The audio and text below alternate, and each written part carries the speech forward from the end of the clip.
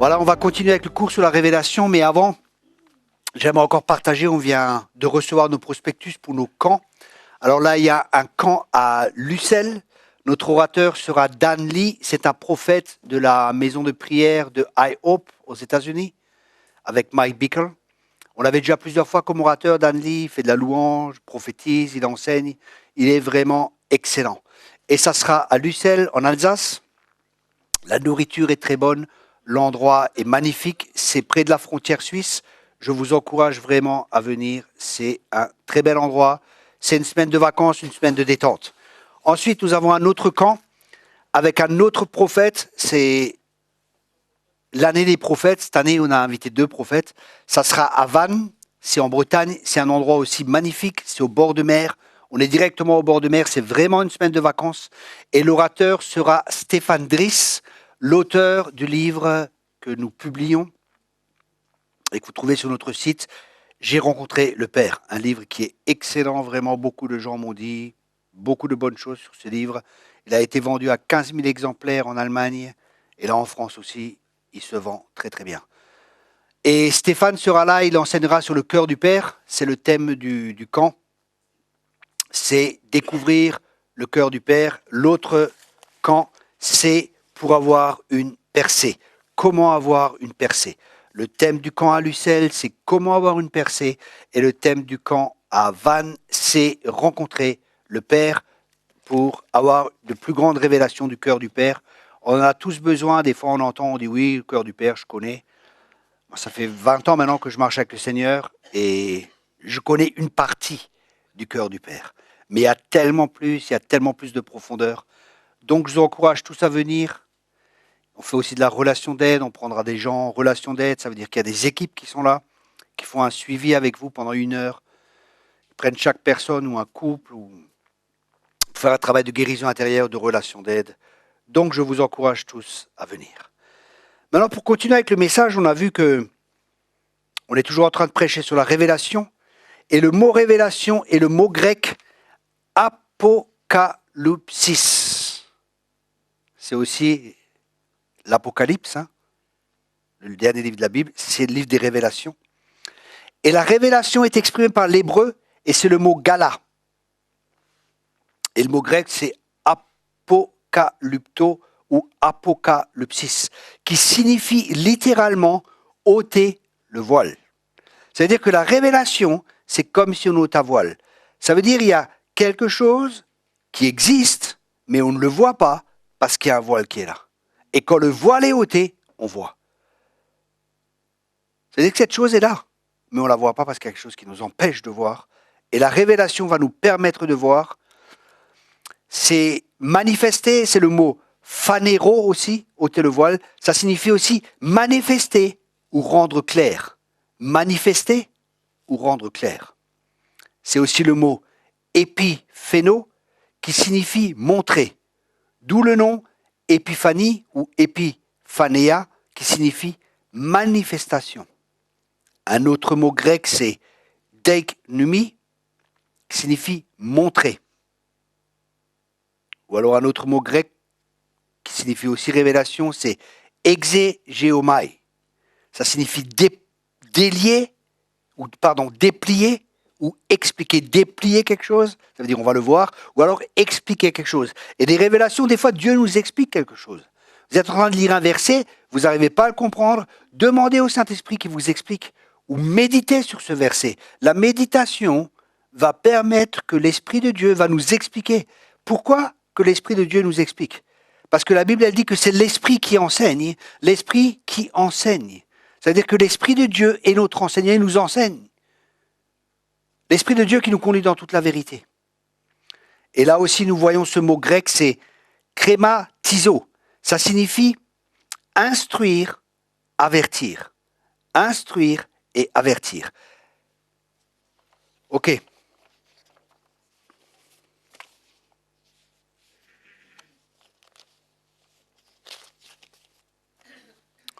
On va continuer maintenant avec Pierre. On a vu que Pierre a reçu une révélation, mais on a vu qu'il y avait la tradition qui était là, les enseignements sont passés, tout le passé qui était là. Et ça aussi, ça peut être des fois un empêchement pour nous, notre passé, notre mémoire aussi peut être un empêchement pour entendre les choses de Dieu. Parce que notre mémoire peut nous dire, non, mais tu as fait ça par le passé, il s'est passé ça et ça. Et ça peut créer de la crainte, ça peut créer des peurs, et ça peut nous empêcher.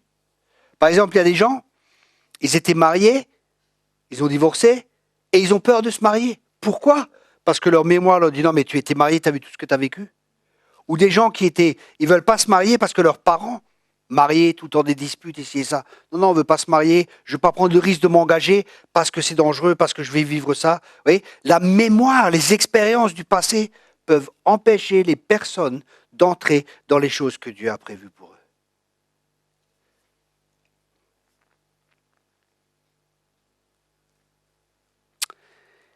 Pierre, par contre, ici, il obéit à l'injonction de l'Esprit, mais le combat continue dans ses pensées. C'est pour la raison pour laquelle on voit, vous voyez, l'Esprit de Dieu lui parle.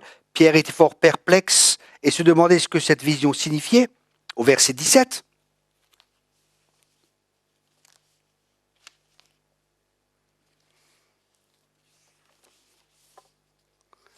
Là, j'ai mélangé mes notes, excusez-moi, hein. C'est pas trop bon. Mais bon, je me débrouillerai après. Et là, Pierre hésite, mais comme il obéit. Et au verset 21, il est dit, alors Pierre descendit et se présenta en disant, me voici, c'est moi que vous cherchez. Et de nouveau, il demande, pourquoi êtes-vous venu? Il a une révélation, mais quand même, il demande, pourquoi est-ce que vous êtes venu?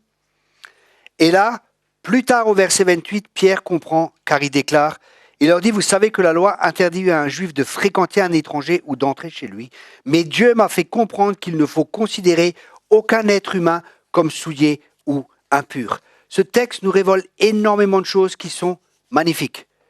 Elle nous révèle que Pierre avait un combat. Le premier combat, c'est qu'un juif n'a jamais mangé des choses pareilles. L'autre combat, un juif ne rentre pas chez des gens qui ne sont pas juifs. Donc il y a un combat qui est là, pas contre une chose, contre plusieurs raisons. Il a vraiment un combat, Pierre.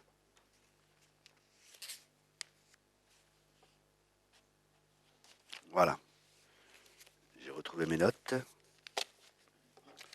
Pierre avait vraiment un gros combat. Rappelez-vous, acte 10, verset 9. Et pourtant, Pierre a réussi à vaincre cela et à obéir. Et nous aussi, nous pouvons avoir des combats quand Dieu nous dit quelque chose. Va parler à cette personne. Dis-lui que je l'aime. Ou dis-lui que je veux la guérir. Imaginez-vous, vous êtes dans la rue, le Saint-Esprit vous parle. Ça, c'est la vie chrétienne normale. Hein. Le Saint-Esprit vous dit, va vers cette personne. Rappelez-vous dans la Bible, Actes des Apôtres. Hein. Actes des Apôtres, les actes des apôtres, en réalité, ce n'est pas les actes des apôtres. C'est les actes du Saint-Esprit. Ça signifie que c'est pour chacun de nous. Parce que la Bible a dit que nous devons marcher par l'Esprit et être dirigés par l'Esprit ou être conduits par l'Esprit. Car les fils de Dieu sont conduits par l'Esprit de Dieu. Ça veut dire que les actes des apôtres, c'est la vie normale de l'Église. C'est très important d'étudier pour savoir comment est-ce qu'ils vivaient. Comment vivaient les premiers chrétiens. On va apprendre plein de choses. Ils se réunissaient dans les maisons. Ils se rencontraient une fois le dimanche et une fois le mercredi dans la réunion de prière. C'est comme ça que c'est écrit. Chaque jour, ils étaient ensemble au temple. Ils se rencontraient souvent. Et nous, on a vécu ça, un temps de réveil. Les gens se rencontraient, mais nous, on n'avait pas besoin de dire, voilà, on va faire une réunion. Ce n'était pas des programmes. On aimait être les uns avec les autres. C'était une chose naturelle. Et je crois que Dieu est en train de faire ça de plus en plus. Vous savez, c'est le problème qu'il y a, bien souvent dans nos églises, c'est que nos églises, on a oublié un point essentiel. Le point essentiel, et je crois que ça va changer toute la compréhension qu'on a de l'Église qu'on a actuellement, c'est de comprendre que l'Église, c'est une famille. Imaginez-vous, vous comprenez et vous avez la vision de l'Église en tant que famille. Est-ce que vous allez critiquer? Est-ce que vous allez juger votre frère? Est-ce que vous allez le rejeter? Est-ce que vous allez agir de telle et telle manière? Il y aura une conception totalement différente. Je parlais avec Saïd, je ne sais pas si vous connaissez Saïd Oujibou, et on partageait sur beaucoup de choses, et justement je partageais sur ça que ce que Dieu est en train de faire actuellement, faire des disciples, et que l'Église est en train de changer, qu'il y a une réforme qui est en train de se faire. Et il dit justement, c'est ça, parce que dans l'islam, ou dans l'islam, ou dans un contexte oriental, dans le contexte de la Bible, qui est écrit par des Juifs, pour les Hébreux, la famille est très importante. C'est pour ça que la Bible a dit que quelqu'un qui ne sait pas tenir sa famille, il ne peut pas être un pasteur. Parce qu'il n'arrive pas à tenir ce qu'il y a de plus cher. Comment est-ce que vous voulez qu'il puisse diriger une église? Ça ne tient pas la route. Et il disait justement quand par exemple, il m'a offert son livre Islamophobie, et ci et ça et ça. Je ne sais pas comment ça s'appelle, Islamophobie et islamisme. Je crois que c'est ça les trois trucs, les titres de son livre. Et là, justement, j'ai lu ce livre en une nuit. Il est excellent, je vous le recommande. En lisant ce livre, il disait justement que nous, on a une société individualiste. Et ça se retrouve très fort dans l'Église, l'individualisme. Alors, il faut que je réussisse, il faut que moi. Mais on n'a pas la pensée du corps. On n'a pas la pensée de l'Église, de notre groupement, de notre... même dans les tribus, tout ça, je fais partie des tribus, chez les Juifs, vous voyez, c'est un concept totalement différent. Dernièrement, j'ai rencontré des Juifs, je parlais avec eux aussi, dans un restaurant. Ils me disaient, ils parlaient beaucoup de la famille, l'importance de la famille, et la famille est très importante. Et si on a ce concept d'Église, l'Église va changer complètement. Je parlais avec et il disait justement, Saïd, il disait le problème, chez nous par exemple, il y a quelqu'un de sa famille qui est mort, l'Église a envoyé un SMS. Quelqu'un de sa famille, oui, condoléances, ici et ça. Mais les musulmans sont venus, ils ont lavé le corps, ils ont donné de l'argent pour rapatrier le corps, ici et ça. Vous voyez, le concept est totalement différent. Et je discutais avec un des responsables avec lesquels je travaille aussi, et il me disait, lui, il a une église de 200 personnes, et il m'a dit, tu sais, nous maintenant on fait un culte tous les 2 semaines. Je dis, pourquoi? Il m'a dit, parce qu'on s'est rendu compte que si on faisait un culte toutes les semaines, qu'est-ce qu'on faisait avec les personnes? On créait une culture de consommateur. Ah, je dis, mais comment ça? Explique-moi. Elle m'a dit, tu vois, maintenant, on fait un culte tous les 2 semaines, et dans la semaine où on ne fait pas de culte, on dit aux gens, il y a 200 personnes dans l'église après, on dit aux gens, réunissez entre vous. Alors ils font des groupes de 20 ou 40 personnes qui se réunissent entre eux, et ils discutent entre eux, ils invitent les voisins, et ci et ça, et tous les 15 jours, ils se rassemblent. Ça veut dire qu'il y a des gens qui doivent prendre des responsabilités. Tout ne dépend pas d'un homme qui est devant, tout ne dépend pas d'un pasteur qui doit toujours nourrir le peuple, de la personne, le pasteur doit être en forme, le groupe de louanges doit être en forme. Ça veut dire qu'on fait 2 camps, un camp de consommateurs et un camp de gens qui reçoivent tout le temps. Et ça, ce n'est pas l'Église. Quand ils étaient ensemble, la Bible a dit que chacun amène quelque chose. Ça veut dire que chacun devait avoir une révélation, chacun devait prendre du temps avec le Seigneur et avoir quelque chose. Vous voyez, il y a le pasteur, par exemple, qui partage, ou un des leaders partage, les autres, ils écoutent, et après, ils partagent aussi ensemble. Ah, moi, j'ai reçu une révélation. C'est bien ce que tu as dit. Waouh, ça m'a amené une révélation. Mais sur le même texte, j'ai eu telle et telle révélation. Vous comprenez? Et ça, c'est ce que je pense que Dieu est en train de faire et ce que Dieu veut faire. Parce que peut-être qu'il y aura un temps où on ne pourra plus se rassembler comme ça. Et le problème, c'est qu'on crée souvent des gens immatures. Et ça fait que des gens dépendent, souvent dans certaines églises, on voit ça, les gens dépendent de programmes.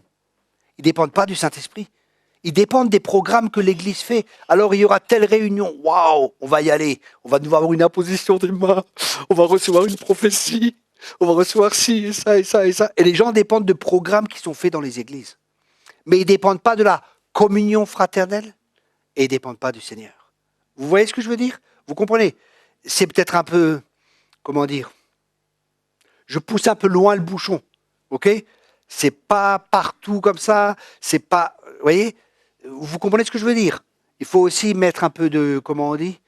De l'eau dans dans le bain? Dans le vin, pas dans le bain. Dans le vin. On met pas d'eau dans le bain, c'est pas bon. On pourra pas se baigner. Ok. Faut mettre un peu d'eau dans le vin. Vous comprenez, il faut atténuer les choses aussi. Mais bien souvent, c'est comme ça. Je vois, il y a des églises, il y a tel programme, tel programme, tel programme. Alors, c'est les chrétiens que j'appelle sous-marins. Le dimanche, ils font surface. Le lundi, ils sont plus là. Et ils sont de nouveau dans le monde. Pourquoi? Parce qu'on ne les a pas habitués à développer une vie avec Dieu. Jésus il a dit, allez, faites de toutes les nations des disciples. pas des consommateurs, pas des gens qui chauffent des chaises tous les dimanches, mais de faire vraiment des disciples. Ça veut dire des gens qui peuvent faire l'œuvre de Christ, qui font l'œuvre de Christ, qui laissent vivre Christ en eux pour que Christ puisse se manifester au travers d'eux. Et Christ veut se manifester au travers de chacun. Ça, c'est l'école de disciples. Pour l'instant, on est beaucoup encore dans l'enseignement, mais on va passer dans l'enseignement avec le pratique. Ça veut dire on va faire des choses plus tard, on va passer à la guérison, prier pour les malades, on va enseigner sur la guérison intérieure. Ça veut dire vous allez entendre des choses, ça va vous-même vous guérir, ça va vous-même vous donner des clés pour la guérison intérieure. Mais après, le but, c'est que vous-même vous alliez et que vous exerciez la guérison intérieure avec les personnes par le Saint-Esprit. Comprenez ? Sinon, on va juste être des gens qui vont chauffer les chaises. 20 ans de vie chrétienne, 20 ans, oui, nous savons. Nous savons que les gens partent en enfer. Nous le savons. Mais que faisons-nous pour que ça change? Que faisons-nous pour qu'ils n'y aillent pas? Ça ne sert à rien de savoir que les gens vont en enfer. Si on n'évangélise pas, si on n'annonce pas la bonne nouvelle, si on ne fait pas ce qu'il y a à faire pour que les gens n'y aillent pas, ça ne sert à rien. Les gens crèvent de faim. Oui, moi j'ai un frigo plein. C'est bon. Ça ne nous intéresse pas. Vous comprenez? Et ça, ce n'est pas le christianisme. Le christianisme, c'est donner, c'est laisser sa vie pour les autres, c'est laisser Christ vivre au travers de nous. Et là aussi, on a besoin de révélation. Et justement, l'Église est en train de changer. Pourquoi? Parce qu'il y a une réforme qui vient. Et cette réforme, elle vient à cause de quoi? Ou elle vient grâce à quoi? Pas à cause d'eux. Elle vient grâce à la révélation. Parce que la révélation amène le changement. La révélation amène la réforme. Mais en fin de compte, ces révélations, c'est que Dieu nous amène de nouveau comme il veut que l'Église soit. Ça veut dire avec le fondement des apôtres, des prophètes. L'Église est fondée sous le ministère des apôtres et des prophètes, qui, eux, sont des ministères de révélation, qui amènent les révélations de ce que Dieu veut. Ça veut dire que c'est les choses du ciel qui reviennent sur la terre, pour que les choses de la terre soient semblables à ce qui se passe au ciel. C'est pour ça que l'Église, il y a les 5 ministères nouveaux qui vont tourner de plus en plus, et qui vont de nouveau restructurer l'Église comme Dieu voudrait qu'elle soit. Parce que souvent, on a des modèles d'église. On a un modèle et on pense, voilà, c'est comme ça que ça doit être. Alors que c'est pas, quand on lit les Écritures, c'est pas selon le modèle de Dieu. Et là, il faut permettre à l'Esprit de Dieu de nous montrer quelle est la prochaine étape pour se rapprocher de ce que Dieu veut. Parce que ça se fait par étapes, ça se fait pas en une fois. On va pas prendre le bébé, jeter l'eau du bain et le bébé avec. Il faut aller par étapes. Et Dieu sait comment on est. Il nous conduit étape par étape. Parce qu'il y a des choses qu'on peut mettre en place maintenant, mais il y a des choses qu'il faudra mettre en place plus tard. Donc il faut agir avec sagesse, aussi avec la révélation qu'on reçoit. J'ai vu des prophètes qui reçoivent des révélations et ils cassent tout. Ce n'est pas le but de tout casser. Il faut casser ce que Dieu nous dit de casser, mais il faut aussi construire. Ce n'est pas juste casser. Quand on lit Jérémie, il cassait, il arrachait, mais en même temps il plantait. Donc il y a des choses qu'il faut arracher, mais il faut amener quelque chose. Il y a des gens qui viennent, oui, l'église, c'est pas bien, c'est pas comme ça doit être, ici et ça, et ils cassent tout. Ok, c'est bien. Mais qu'est-ce que tu proposes? J'ai rien à dire. J'ai pas d'autre. Alors là, c'est pas bien du tout. C'est bien de dévoiler ce qui va pas. Mais comment il faut amener quelque chose? Il faut amener la solution. C'est bien de révéler le problème, mais quelle est la solution? Voilà, dire à quelqu'un, tu as tel... J'ai vu des gens, des fois, ils me disent, oui, un pasteur un tel m'a dit que j'ai un démon. Je dis oui, et puis vous pouvez prier pour moi pour la délivrance? Je dis écoute, si tu as dit que tu as un démon et qu'il te laisse comme ça, c'est peut-être lui qui a un démon. Vous comprenez ce que je veux dire? Je m'explique. Vous imaginez Jésus, il arrive vers quelqu'un, tu as un démon, frère. Et il le laisse comme ça, il s'en va. Vous imaginez que Jésus est comme ça? Vous imaginez le joug que cette personne, qui est mis sur cette personne? Les problèmes, cette personne a dit, j'ai un démon, mais personne ne peut m'aider. Vous ne faites pas ça, quoi. Dites pas à quelqu'un, tu es un démon, et vous le laissez comme ça. S'il a un démon, chassez-le, vous n'avez pas besoin de lui dire, vous lui imposez les mains, et vous chassez le démon, vous lui dites, je pars, et vous délivrez la personne, c'est fini, c'est pas la peine de lui dire, tu es un démon.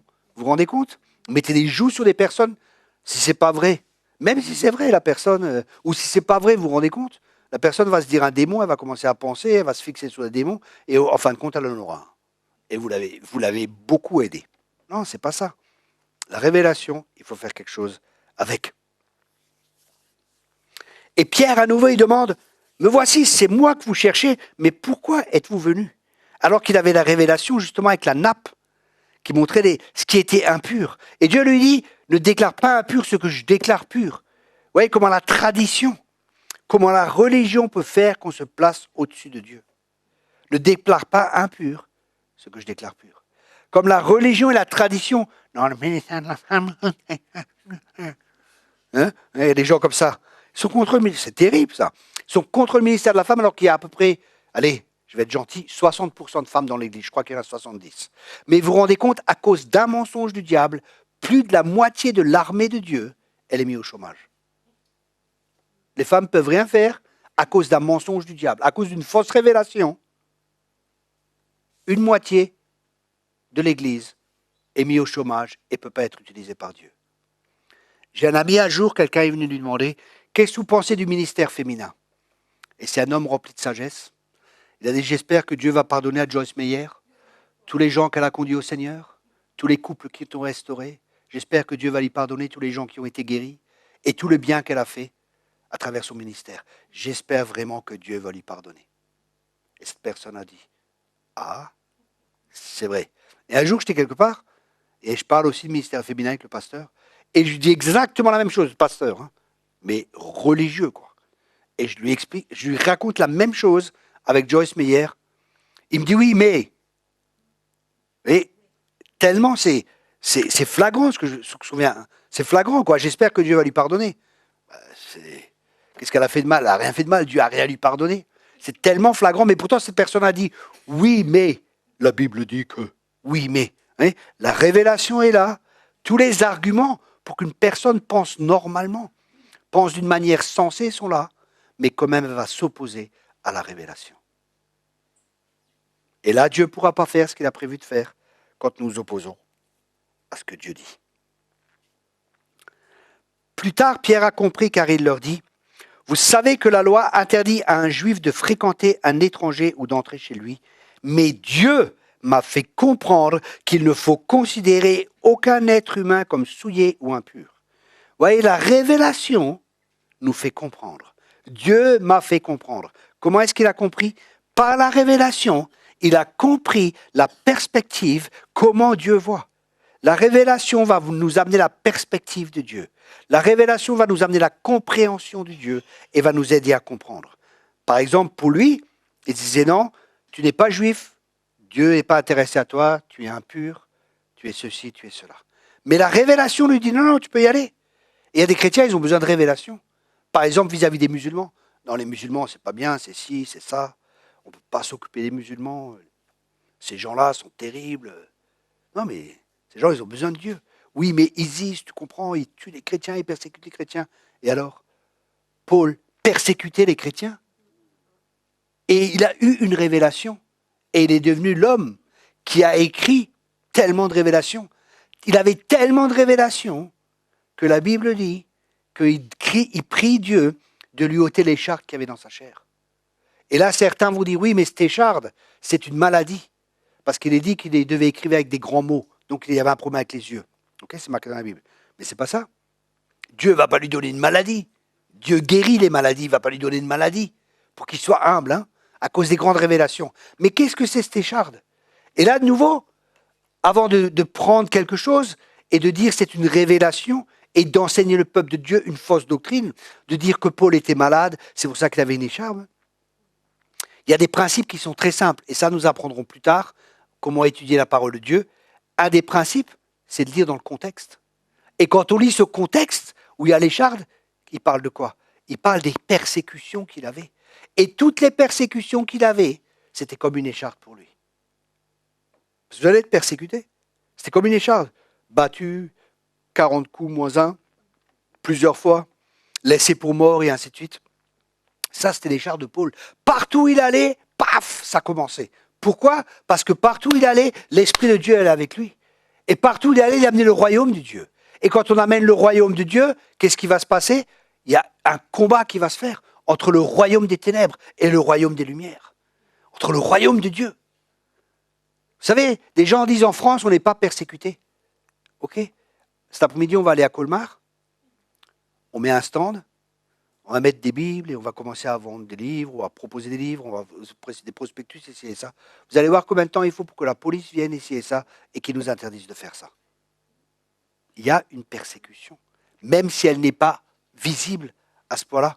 Vous n'allez pas avoir le droit de faire ça, vous n'avez pas. Mais vous faites du prosélytisme, monsieur. Vous ne pouvez pas, vous n'avez pas ci, il n'y a pas ça, il vous faut l'autorisation de la mairie. Et peut-être si vous avez demandé l'autorisation, bah peut-être vous ne l'aurez jamais.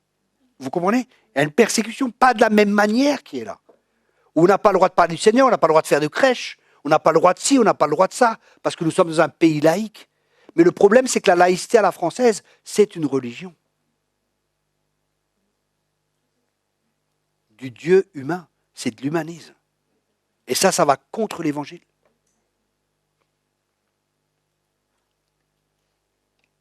C'est l'esprit qui prépare le chemin de l'Antichrist, c'est l'humanisme.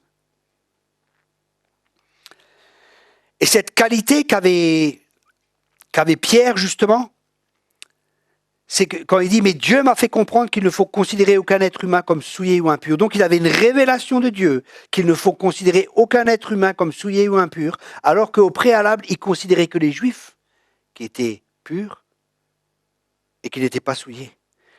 Et cette qualité de perception spirituelle, ou cette révélation, est acquise au travers de la relation de cœur à cœur avec le Seigneur, dans une relation d'amour.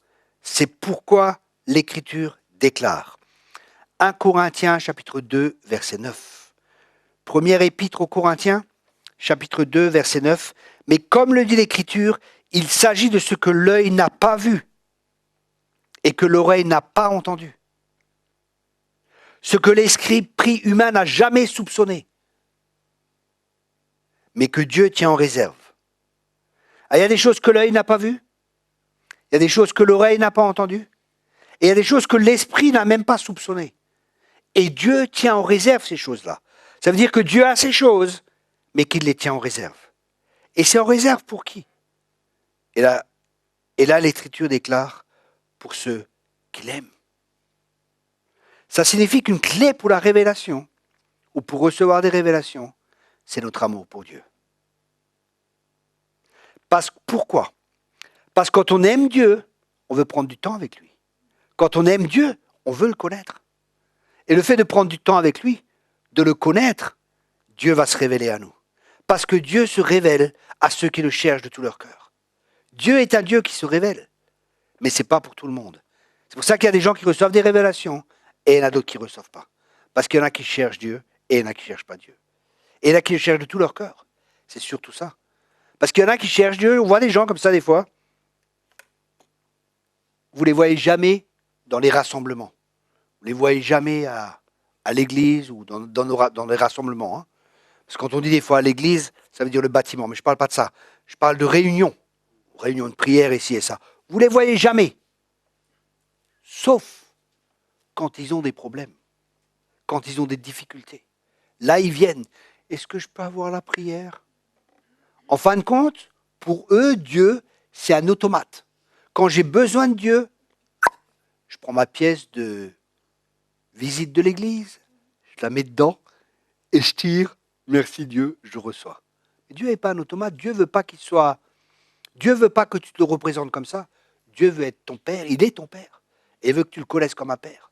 Et plus tu connais Dieu comme ça, de cette manière, plus tu vas avoir une relation avec lui. Mais si tu as une mauvaise conception de Dieu, si tu as une mauvaise image de Dieu, tu verras comme Dieu celui qui, bon, maintenant, je suis malade, ben, j'ai besoin de Dieu, ben voilà. Et si on a une mentalité française d'assister, qui est dans ce monde, parce qu'il y a une mentalité d'assister. Dieu, il faut que tu m'assistes de nouveau. Dieu, j'ai un problème, il faut que tu m'assistes. Mais Dieu veut que tu deviennes mature et que tu commences à aider les autres.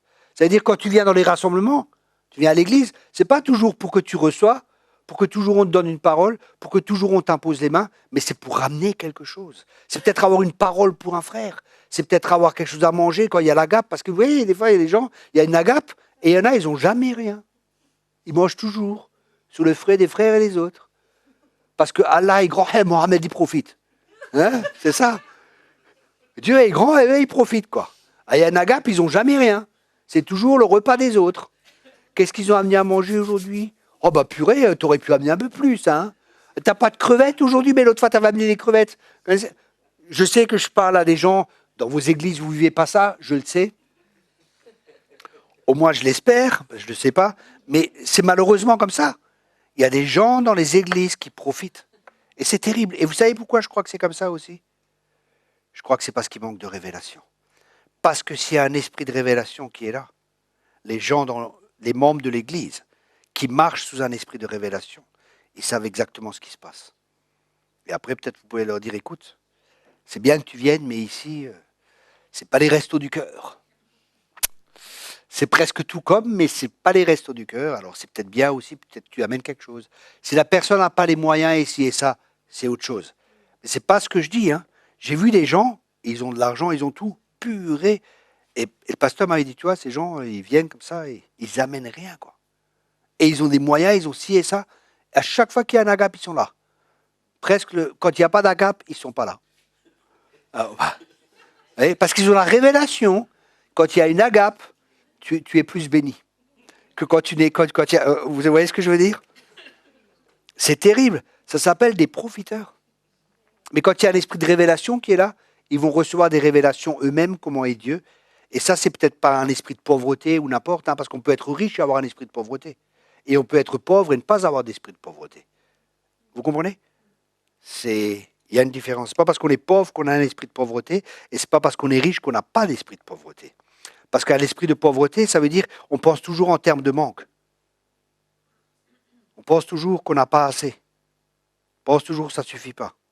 Et ça, c'est la peur qui est là et qui engendre cela. Donc, une des caractéristiques très importantes pour la révélation, c'est que Dieu tient en réserve les révélations pour ceux qu'il aime. Donc, notre amour pour Dieu nous cherchera et nous poussera à le connaître. L'Esprit de Dieu, parce qu'il y a l'Esprit de Dieu, il pousse, il crée des désirs en nous. C'est lui qui fait ça. Et nous pouvons les atténuer avec notre chair, ou nous pouvons vivre par l'Esprit et chercher Dieu. Et dans cette relation, il nous donnera des révélations, des visions, et il nous révélera ses secrets. Et au travers de cette connaissance de Dieu, nous savons que ce qu'il nous dit s'accomplira, même si cela semble impossible pour notre compréhension, car nous savons que ce que sa bouche dit, sa main l'accomplira. Et nous trouvons ce que je viens de dire dans 1 Roi 8, verset 15. 1 Roi, chapitre 8, au verset 15. Et il dit, béni soit l'Éternel du Dieu d'Israël, qui parla de sa bouche à David, mon père, et de sa main accomplit sa parole. Dieu parle et sa main accomplit ce que sa bouche dit. Parce que la Bible dit dans Nombre 23, verset 19, Nombre 23, verset 19, Dieu n'est pas homme pour mentir, ni humain pour se repentir. A-t-il jamais parlé sans qu'il tienne parole? Et n'accomplit-il pas ce qu'il a déclaré? Le fait de le connaître intimement, ça signifie de l'écouter. Ça signifie de l'entendre. Ça signifie avoir une communication. Qui dit relation, dit communication. Dans le couple, il y a 3 problèmes essentiels dans les couples. Et un des 3 problèmes essentiels, c'est la communication. Il y a 3 problèmes essentiels, vous voulez savoir ce que c'est? Les 3 problèmes? Je vous en ai déjà dit un. La communication. Le deuxième, c'est quoi? C'est le sexe. On ne parle pas de sexe à l'église. Si. Le troisième problème, c'est quoi? C'est l'argent. Les 3 problèmes, c'est la communication, le sexe et l'argent. Et Dieu a une réponse à tout. Pour la communication, Dieu a une réponse. Pour le sexe, Dieu a une réponse. Eh oui. Pour le sexe aussi.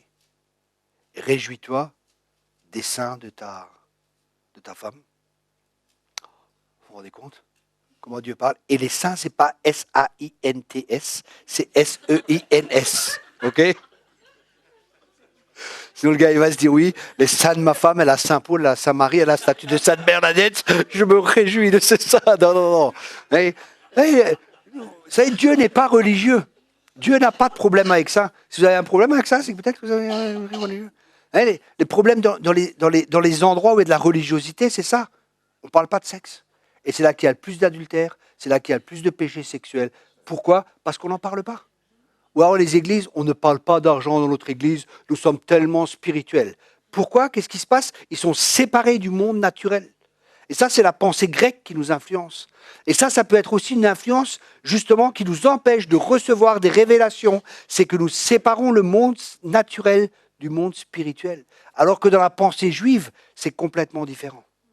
Le monde naturel fait partie du monde spirituel, le monde spirituel fait partie. Parce que un influence l'autre. Mais ça, on verra ça plus tard. Le fait de le connaître intimement et de l'écouter produit en nous une foi à toute épreuve. C'est là que l'impossible devient possible. C'est là que nos limites sont repoussées pour faire place à ses limites. C'est là que le naturel laisse la place au surnaturel. Et je reviens au terme de la communication. La communication, c'est communiquer. Ça veut dire qu'il faut un émetteur et un récepteur. Mais le problème, pour nous, c'est que nous sommes souvent des émetteurs. Mais nous devons aussi apprendre à être des récepteurs. Qu'est-ce que ça signifie? Qu'est-ce que fait un émetteur? Il émet. Ça veut dire qu'on est en train de parler. Oui, Dieu, merci pour mon canari, merci pour mon poussin, merci pour mon poisson rouge, merci pour ma grand-mère, merci de pouvoir à ceci, merci de pouvoir à cela. Merci Dieu que tu me bénisses, moi, et moi, Seigneur. Merci encore de me bénir. Amen. Et on s'en va. Alors que Dieu est là, il dit, j'écoute, bon, ça fait 10 ans qu'il est chrétien, tous les jours j'entends la même prière. Ça commence à être fatigant. Toujours il dit la même chose. Bon, il a fini de prier. Enfin, tu sais, je veux... Mince, il s'est de nouveau levé, il est parti. Mais à chaque fois que je veux lui parler, ça s'appelle un monologue. Ce n'est pas un dialogue. La communication, c'est un dialogue. Ça veut dire que Dieu nous communique. Et pour ça, c'est important, et ça nous verrons plus tard, des manières pratiques, comment recevoir les révélations. Là, juste, je lance j'aiguille un peu, c'est de se trouver un endroit où on est capable d'avoir la bonne fréquence. C'est comme une radio, vous savez la radio? Vous êtes en train de chercher. Là, ce coup, non, je parle pas en langue. Vous avez capté les Chinois. C'est pas, vous comprenez rien. C'est pas bon. Mais là, ce coup, waouh. Là, c'est, comprenez clairement. Et ça, c'est pareil. Nous devons nous mettre en position. Notre émetteur, notre récepteur doit être mis en position pour recevoir de Dieu. Et pour ça, la Bible a dit, enferme-toi dans ta chambre, va dans ta chambre. Des fois, à chercher un endroit calme, où on est au calme. Mais des fois, les gens, ils n'aiment pas le calme parce qu'ils ne sont pas habitués au calme. Le calme, ça les dérange et ils ne sont pas à l'aise. Et là, on doit apprendre justement à ce que mon âme se taise, à être au calme, à être dans le secret de la chambre, là où Dieu va pouvoir nous parler, cœur à cœur, où il va pouvoir nous révéler ses secrets, où il va pouvoir nous révéler les choses, où il va pouvoir nous communiquer les choses. Et là, Dieu va nous parler, ça va nous emmener dans une nouvelle dimension, ça va nous amener dans l'impossible. Ça va nous amener du naturel dans le surnaturel. Ça va nous amener dans une autre dimension. Ça va nous permettre de vivre par la foi. Nous ne pouvons pas vivre par la foi si nous n'avons pas de révélation. Parce que la foi vient de ce que l'on entend. Et ce que l'on entend vient de la parole de Dieu. Et le juste vivra par la foi. Vous comprenez pourquoi c'est tellement important les révélations?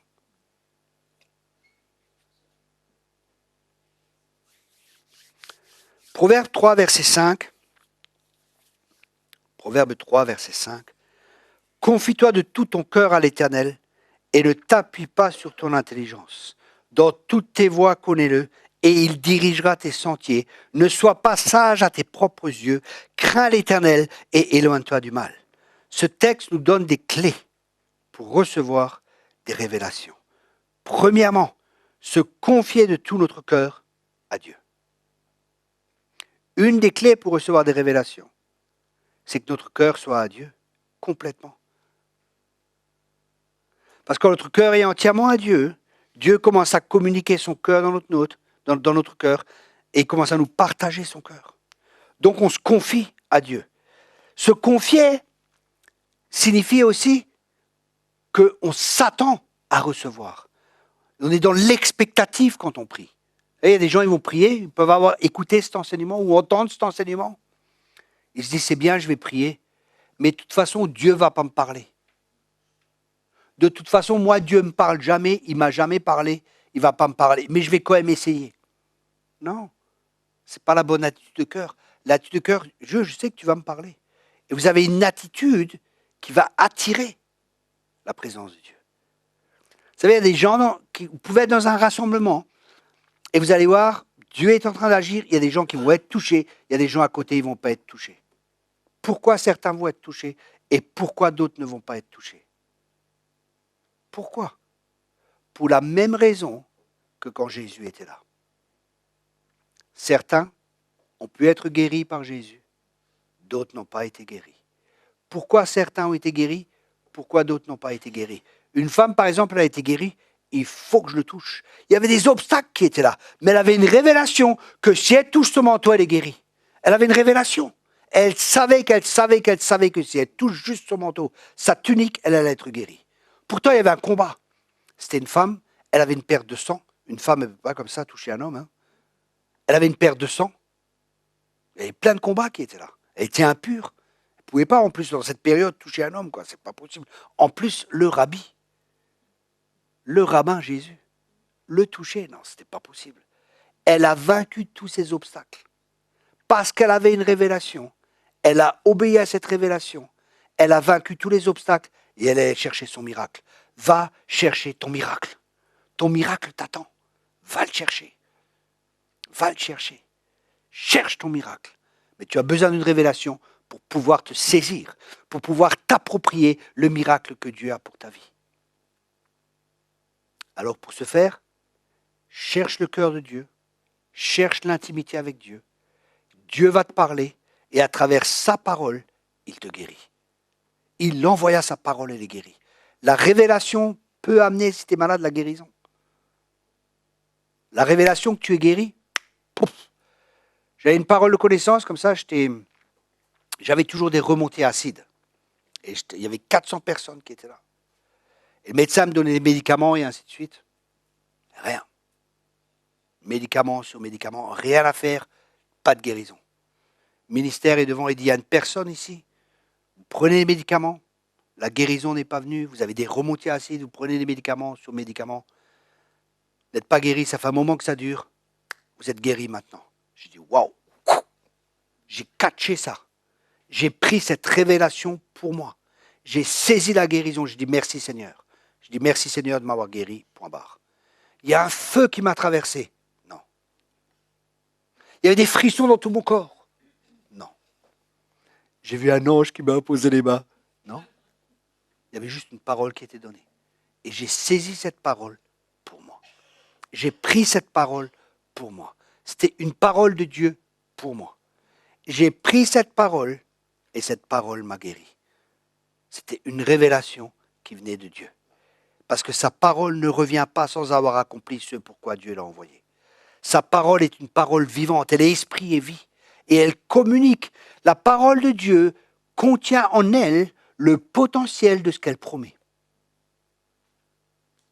Ça veut dire, dans la parole de Dieu, s'il y a une promesse de guérison, dans cette parole, la guérison est contenue. S'il y a de la délivrance, dans cette parole, la délivrance est contenue. Par exemple, quand Jésus dit sors, juste un mot sors, les démons sont soumis, ils obéissent. Pourquoi? Parce que dans cette parole, il y a le pouvoir, il y a l'autorité de chasser les démons. Vous comprenez? Et pour ça, il faut des révélations.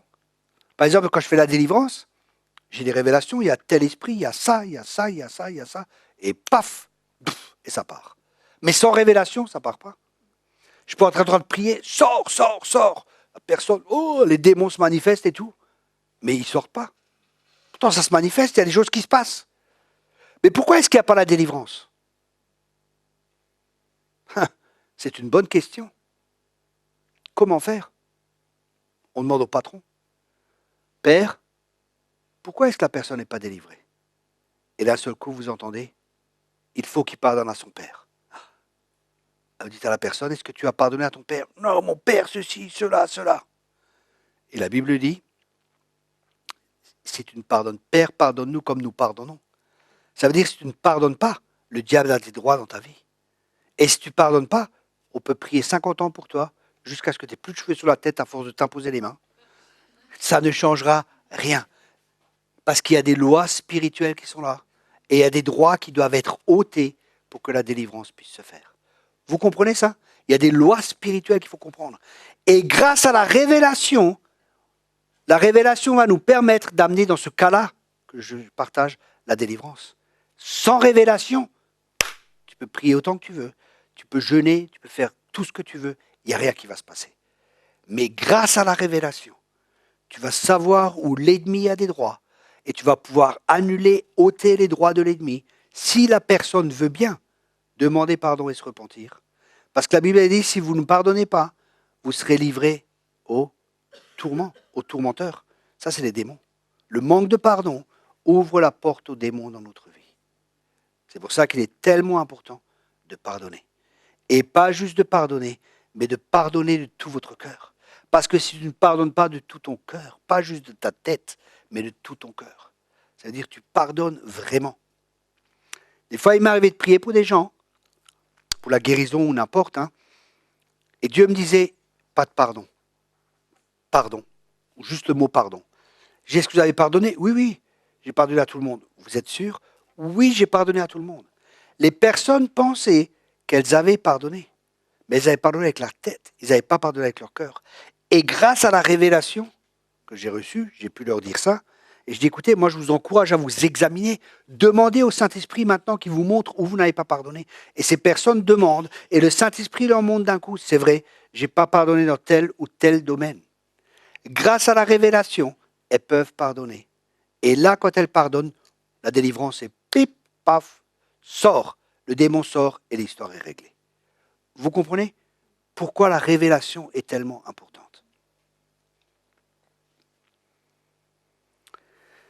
Premièrement, se confier de tout notre cœur à Dieu et ne pas nous appuyer sur notre intelligence.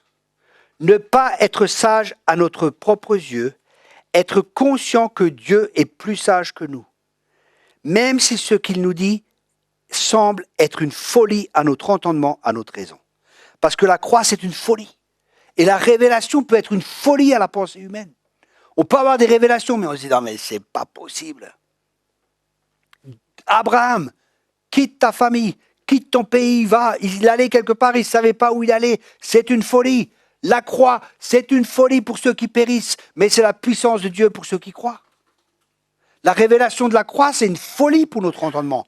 Quand Dieu il donne son propre fils qui meurt sur une croix, mais c'est quoi cette histoire? Nos raisonnements, notre pensée humaine, elle va dire, mais c'est pas normal ça. Mais c'est quoi ce Dieu? C'est un sadique. Il donne son propre fils pour sauver les gens. Mais pourquoi est-ce qu'il fallait qu'il donne son fils? Oui. Quand on n'a pas la compréhension spirituelle. C'est pour ça qu'on peut avoir de la révélation. Mais la révélation n'est pas suffisante. Il faut de la sagesse. Il faut de l'intelligence. Et il faut de la connaissance. Rappelez-vous ici, ils ont reçu une révélation.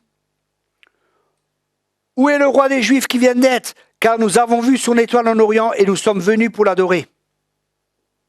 Donc ils ont une révélation que le roi des Juifs devait naître. Et ils croyaient que c'était à Jérusalem. C'est pour ça qu'il est dit, le roi Hérode ayant appris cela, fut troublé et tout Jérusalem avec lui. Il assembla tous les principaux sacrificateurs et les scribes du peuple et il s'informa d'eux où devait naître le Christ. Donc ils avaient une révélation que le Christ devait naître. Mais ils n'avaient pas la connaissance. Et la connaissance, elle est venue grâce aux Écritures. Il lui dit à Bethléem en Judée, car voici ce qui a été écrit par le prophète. Donc il les ramena à l'Écriture et à la connaissance. Et rappelez-vous de Daniel. Il priait, il savait que les choses devaient être rétablies. Mais il n'avait pas la connaissance quand? Du temps. Qu'est-ce qu'il a fait? Il a commencé à chercher dans les Écritures. Et les Écritures lui ont révélé que ça allait être rétabli à telle et telle période. Donc, la révélation était là, mais il n'avait pas la connaissance pour appliquer la révélation. Vous comprenez ce que je veux dire?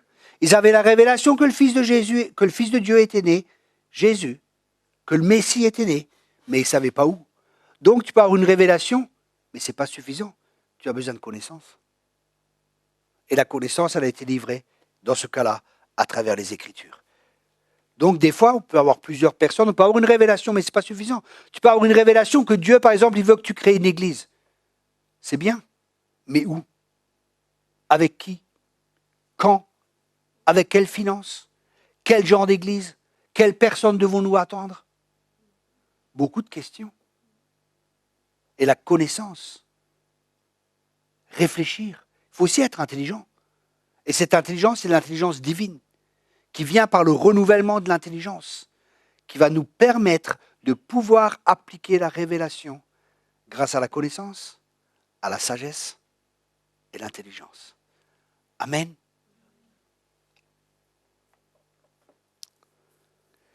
Nos pensées, écoutez bien cela, ça c'est fort. Nos pensées accepteront ce que notre cœur accepte. Nos pensées accepteront ce que notre cœur accepte. Si notre cœur n'accepte pas quelque chose, nos pensées vont combattre contre.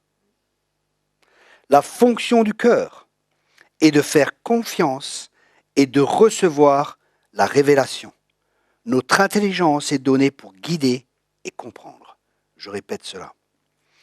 La fonction du cœur est de faire confiance, okay, et de recevoir la révélation. Parce que le cœur, il est souvent comparé à l'esprit dans la parole de Dieu. Notre intelligence est donnée pour guider et comprendre. On reçoit la révélation. Si notre intelligence, elle est renouvelée par l'Esprit de Dieu, en accord avec la parole de Dieu, elle nous permettra de comprendre la révélation et nous guider. Donc il faut les deux. Il faut la révélation et l'intelligence. Cet ordre des deux éléments nous permet de marcher dans les voies de Dieu. D'abord le cœur et ensuite l'intelligence. Pas d'abord l'intelligence, d'abord le cœur. C'est pour ça que la Bible dit « Garde ton cœur plus que toute chose, car de lui proviennent les sources de la vie ». La vie chrétienne, c'est une histoire de cœur. C'est une relation de cœur avec Dieu et une relation de cœur avec les autres. Tu aimeras de tout ton cœur Dieu et ton prochain comme toi-même. C'est toujours une histoire de cœur. C'est pour ça, n'endurcissez pas vos cœurs. Comme lors de la révolte, ils ont endurci leur cœur. Dieu leur parle, mais ils ont endurci leur cœur, ils n'ont pas voulu écouter Dieu. Vous voyez, comme quoi notre cœur est important. On peut endurcir notre cœur. Non, ça c'est pas juste. On m'a enseigné pendant des années cela et cela. Je refuse cela. Ça ne peut pas être juste. C'est pas parce qu'on t'a enseigné quelque chose que c'est juste. C'est pas parce que c'est marqué dans la Bible que c'est juste. Ce que toi tu interprètes. Parce qu'il y a des choses qui peuvent être marquées, mais tu peux mal les interpréter. Que l'homme ne porte pas de cheveux longs. Je connais des prédicateurs, ils ont des cheveux longs. Qu'une femme ne s'habille point comme un homme. Il y a des femmes qui ont des jeans aujourd'hui. Repentez-vous. Parce que la Bible dit que, vous voyez, on peut être tellement légaliste. La loi, on peut être tellement... c'est marqué dans la Bible, c'est vrai. Mais peut-être l'interprétation que nous donnons n'est peut-être pas la bonne. C'est pour ça que nous avons besoin de révélation. Parce que la révélation va nous donner la bonne interprétation. La révélation nous donne la bonne interprétation qui, à son tour, va nous donner la bonne compréhension. Je répète cela. La révélation va nous donner la bonne interprétation qui va nous donner la bonne compréhension. Écoutez bien cela. Ça, c'est important encore. Nous avons la pensée de Christ lorsque nous avons son cœur. Je répète cela. Nous avons la pensée de Christ quand nous avons son cœur. On ne peut pas avoir la pensée de Christ si nous n'avons pas le cœur de Christ. Et pour que nous ayons le cœur de Christ, Christ doit avoir notre cœur. Parce que quand il a notre cœur, il y a une communication qui se fait de son cœur à notre cœur. Et c'est là que nous avons la pensée de Christ. Quand on a le cœur de Dieu, on ne va pas juger quelque chose. Là, j'ai entendu, par exemple, un ami m'a dit qu'il lui interdisait, c'est un pasteur, enfin c'est un ministère, on lui interdisait de venir à la pastorale parce qu'il avait divorcé. Imaginez-vous. On lui interdit de venir à une pastorale parce qu'il a divorcé. Maintenant, vous avez le cœur de Jésus. Vous n'avez pas le cœur de Jésus. Vous êtes religieux et vous lisez pas de divorce ici et ça et ça. Vous allez dire c'est vrai. Il ne peut pas être de ministère parce qu'il a divorcé et ceci et cela et cela. Mais maintenant, vous avez le cœur de Jésus. Comment vous allez interpréter ça? Vous allez dire, tu sais, on ne connaît pas la situation. Peut-être qu'il était marié à un dragon. Peut-être qu'il s'est marié avant la conversion et qu'il ne savait pas. Peut-être qu'il a un appel, qu'il veut suivre son appel et que sa femme ne veut pas suivre l'appel. Peut-être c'est sa femme qui l'a trompé. Peut-être c'est sa femme qui est partie. Qu'est-ce qui se passe? Je ne vais pas juger. Vous comprenez? Sur un oui-dire où je ne vais pas juger comme ça cette personne. Mais je vais voir avec le cœur de Jésus. Je vais voir avec les yeux de Jésus. Et je vais essayer de comprendre cet homme. Et je vais essayer de comprendre son cœur. Pourquoi est-ce qu'il est comme ça? Pourquoi est-ce qu'il agit comme ça? Pourquoi cette chose s'est passée? Mais je ne vais pas le juger. Qui je suis? Je ne vais pas mettre un joug sur lui. Je ne vais pas lui dire maintenant tu n'as plus de ministère. Pendant 20 ans tu as eu un ministère, mais maintenant parce que tu as divorcé, tu n'as plus de ministère, c'est fini. Dieu te rejette. En tout cas, nous on te rejette. Si Dieu ne te rejette pas, mais nous on te rejette. Vous comprenez? Ils n'ont pas le cœur du Seigneur. Il n'y a pas d'amour, il n'y a rien qui est là. C'est dur. Une personne qui divorce, elle souffre déjà assez. On ne va pas encore lui taper dessus et lui mettre encore plus, non? Non?